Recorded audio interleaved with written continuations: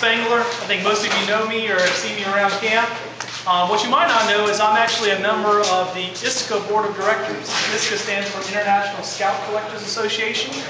So one of my jobs is sort of being on that board is to go out and try to educate scouts and scouters about patch collecting and making that knowledge that something maybe would make you interested in doing patch trading. So I've got three things I really want to talk to you today about. The first is why patch collecting. Just kind of go through that. The second is what to collect. And then the third is talking about some resources and things like that, equipment and bags and all the little things that we like to buy to go with our patch collecting hobby. Why patch collecting? How many of you in here collect baseball cards? How many of you collect something like football cards or Yu-Gi-Oh cards, or I don't even know all the names of those cards they have now. Okay, I see a few hands that go up. Now, I also collected baseball cards when I was your age, and I remember about 1990, just to date myself a little bit, I went out to the gas station. They used to sell the baseball cards at the gas station. I spent a lot of money buying cards. I remember one time I thought I was pretty clever, so I saved a lot of money, and I bought an entire box. The woman hadn't even opened the box yet. I got all of them. And I had all these baseball cards, and that was great. See, there's one thing about baseball cards. I've never really met any of the people that are on those teams. I got a lot of cards for teams that I didn't really even care about. I was mostly an Atlanta Braves fan.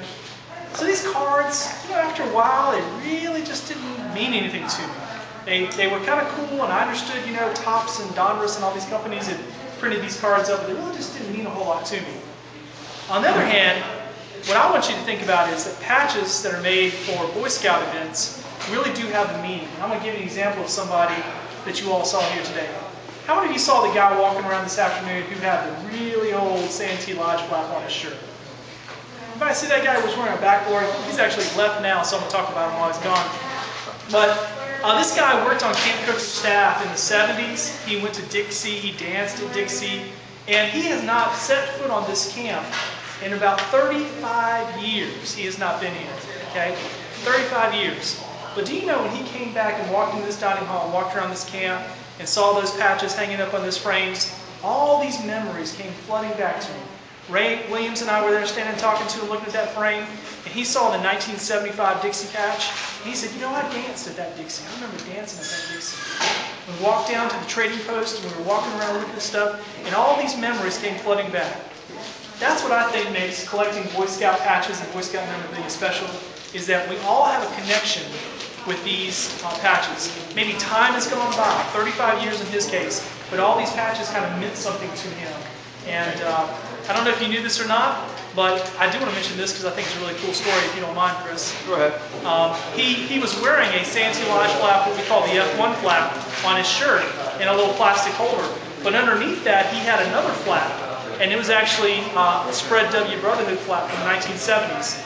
And he had this little plastic holder, and he did something that was really cool. And I'm telling this story to sort of say, hey, pass it on. All you adults out there, pass it on, He saw Chris get up and talk, Chris being the lodge chief.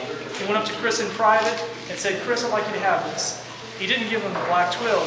He gave him the S3 Spread W flap from the 1970s. A really cool Santee Lodge patch. Just gave it to him because Chris is lodge chief, and I thought it was really cool. So pass it on, adults. If you can do something to help the youth, then make sure you do that.